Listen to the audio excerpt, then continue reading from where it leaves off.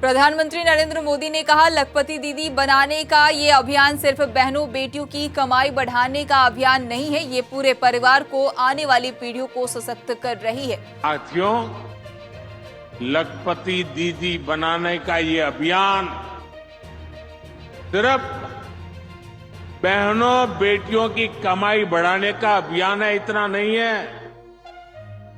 ये पूरे परिवार को,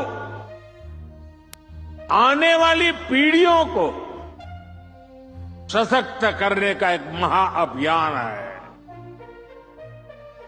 ये गांव के पूरे अर्थतंत्र को बदल रही है। यहां इस मैदान में मौजूद हर बहन बेटी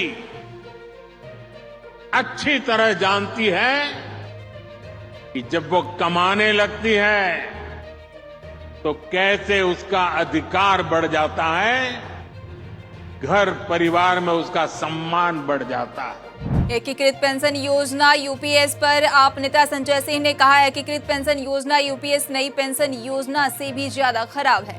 देखिए, unified pension scheme new pension scheme से भी ज्यादा बदतर और खराब है, और ये देश के कर्मचारियों के साथ एक बहुत बड़ा धोखा है।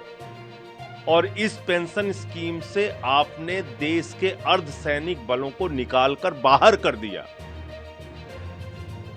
वो इस दायरे में नहीं आएंगे।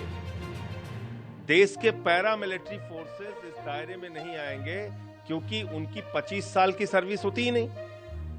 तो जब उनकी 25 साल की नौकरी होगी तभी आप यूनिफाइड पेंशन स्कीम का लाभ उनको देंगे, वरना 10,000 रुपए की पेंशन उनको मिलेगी। दूसरी बात इसमें क्या है कि जब से आपने अपनी नौकरी शुरू की, मान लीजिए आपने 40 साल नौकरी की, तो हर महीने आपका 10% सैलरी से कटेगा पेंशन के नाम पे। केंद्रीय गृह मंत्री अमित शाह के बयान पर जम्मू कश्मीर नेशनल कॉन्फ्रेंस के नेता उमर अब्दुल्लाह ने कहा, मैं दिल की गहराई से गृह मंत्री का शुक्रगुजार हूं, उन्होंने हमारे घोषणा पत्र का जिक्र किया। मैं दिल की गहराइयों से होम मिनिस्टर साहब का शुक्रगुजार हूं कि उन्होंने हमारे मैनिफेस्टो का जिक्र किया। नहीं तो कहां हम छोटे दर्जे की एक तंजीम इस मुल्क के एक दूर दराज कोने में इलेक्शन लड़ते हुए हमारा मंशूर हिंदुस्तान के होम मिनिस्टर को नजर आए, ये बहुत बड़ी बात है। मैं तो बहुत शुक्रगुजार हूं।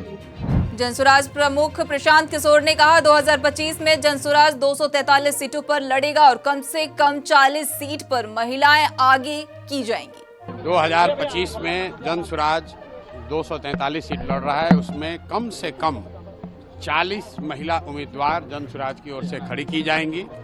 दूसरी बात हमने ये भी कही कि 5 वर्ष का और समय मिला, 2030 में कम से कम 70 से 80 महिलाओं को जनसुराज के प्लेटफॉर्म से प्रशिक्षित करके उनके पीछे अपनी ताकत, बुद्धि, शक्ति, व्यवस्था लगाकर उनको नेत्री बनाने का जो अभियान है वो शुरू किया है।